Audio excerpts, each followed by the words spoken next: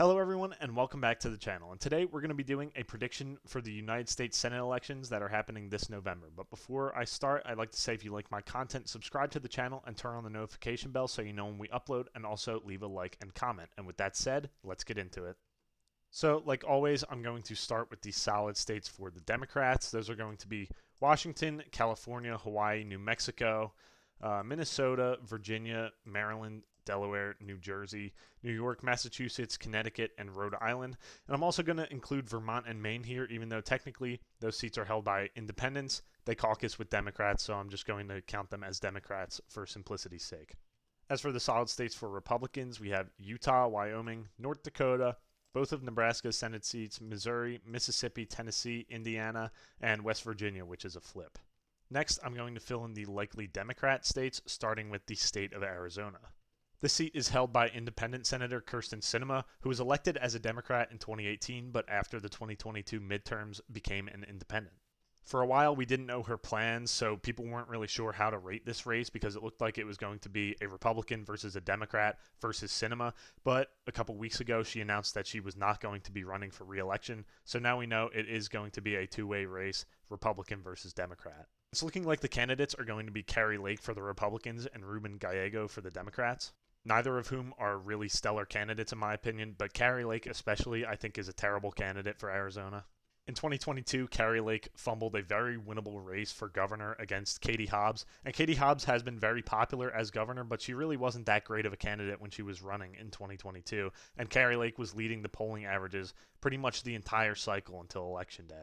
Kari Lake has kind of fallen into the same trap that Trump fell into by criticizing John McCain, and Kari Lake went even further and said she doesn't need John McCain voters. That's something that really isn't going to go over well. And for all the other reasons I already said, I think Kari Lake's going to lose this race pretty handily, so I am calling it likely Dem. Plus, although there aren't that many polls out yet, all of the polls that have come out between Lake and Gallego have Gallego winning by several points. So I do think he's going to win this race pretty handily. Next up is going to be the state of Pennsylvania. Incumbent Democrat Bob Casey is running for a fourth term here, and he is extraordinarily popular in the state. He has won big victories every time he's run. The Republican nominee is going to be Dave McCormick, and Dave McCormick isn't a horrible candidate, but he just really doesn't stand up to Casey at all, I think. Plus, he falls into some of the same holes that Dr. Oz fell into, especially the carpetbagging problem. McCormick has a home in Connecticut, and he spends a lot of time there, so it is possible he's going to be attacked for that, like Dr. Oz was attacked for being from New Jersey. Overall, I think Casey's going to run several points ahead of Biden, so I am calling this race likely Democrat. Next up is going to be the likely Republican states, starting with the state of Texas. Ted Cruz is running for a third term here, and in 2018, he actually faced a very competitive election against Beto O'Rourke. It was a lot closer than people expected it was going to be, but he did still win by a very slim margin of a little more than 2 points. This made Democrats think that Cruz was a potential flip in 2024, but as time has gone on, it's not looking like that's going to happen.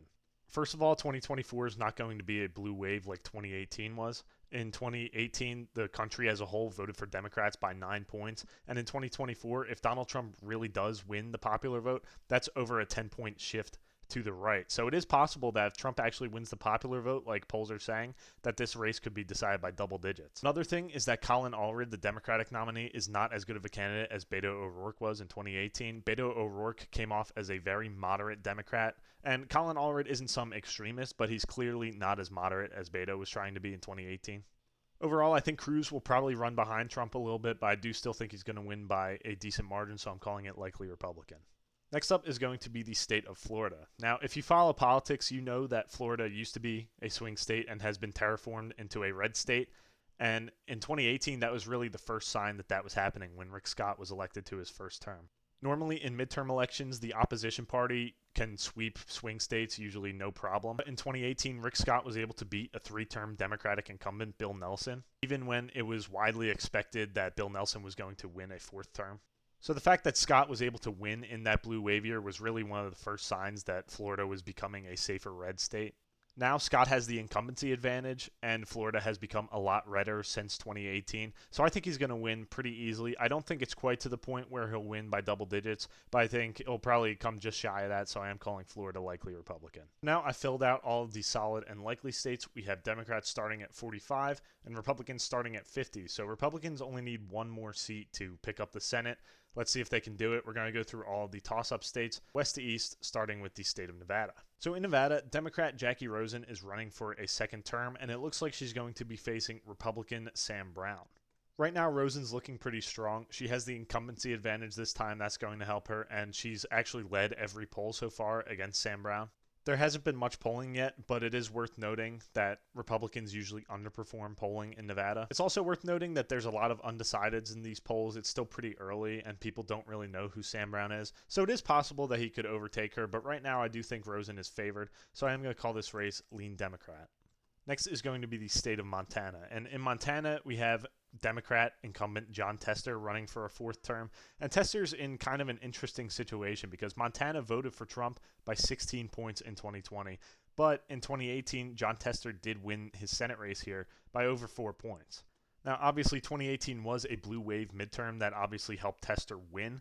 But the fact that he was able to win a Senate race in Montana with increased polarization is still remarkable. However, the fact that he's up in a presidential year, he's going to have to outrun Trump by probably around the same margin as 2020, so probably around 16 points. The Republican nominee is probably going to be Tim Sheehy. It was looking like there was going to be a primary challenge between him and Matt Rosendale, but Matt Rosendale ultimately dropped out of the race.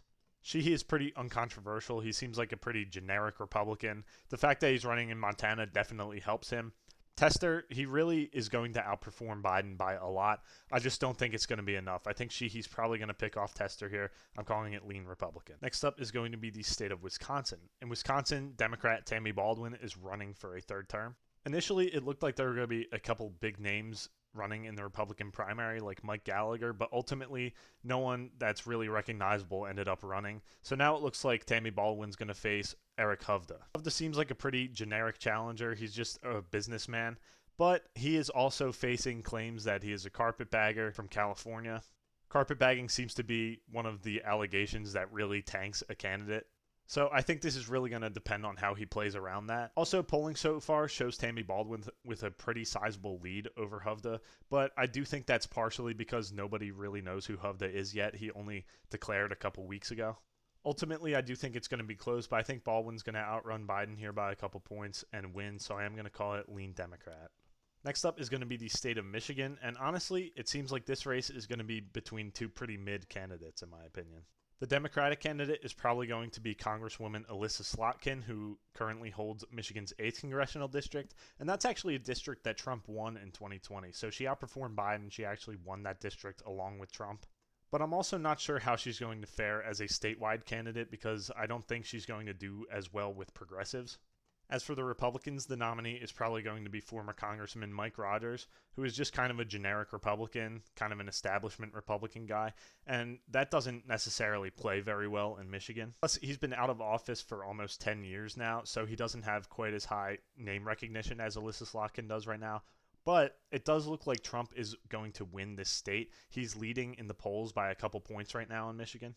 So because of that, I do think this race is going to be really close. But right now, I am giving Elissa Slotkin the edge in this race. I think she's going to win very narrowly, so I'm calling it tilt Democrat. Finally, we have the state of Ohio. In Ohio, three-term Democrat Sherrod Brown is running for a fourth term. And Brown has always been popular in the state.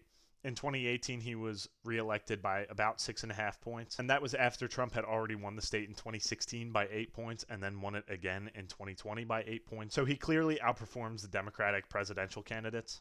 However, just like Jon Tester in Montana, he is going to be running in a presidential year this time, which is going to shake up his race. It's going to make it harder for him. On the Republican side, it's not clear who the nominee is going to be yet. The primary is actually on Tuesday, and it looks like it's a two-man race between Matt Dolan and Bernie Moreno. Moreno has Trump's endorsement, but Matt Dolan has been leading the polling, so it's really anyone's game at this point.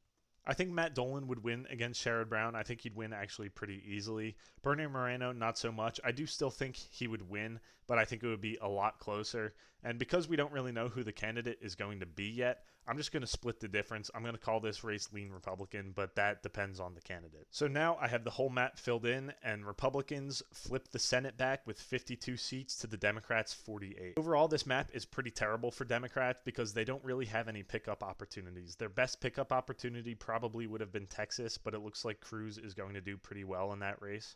And of course, they had the 3 seats in the states that I flipped, West Virginia, Ohio, and Montana. All of them voted for Trump by wide margins. You also have Democrats holding seats in Wisconsin, Michigan, Pennsylvania, and Arizona, which Donald Trump won in 2016, and Nevada, which Trump came within a few points of winning in both 2016 and 2020. So this really is a rough map for Democrats. It's going to be very hard for them to hold on to the Senate. But anyway, thank you guys so much for watching this video. If you like my content, subscribe to the channel so you can keep up with our videos, and turn on the notification bell so you know when we upload. Also, leave a like and comment and tell me what you liked about the video and what I could do better and what you agreed with and disagreed with. Thank you guys so much for watching, and have a great day.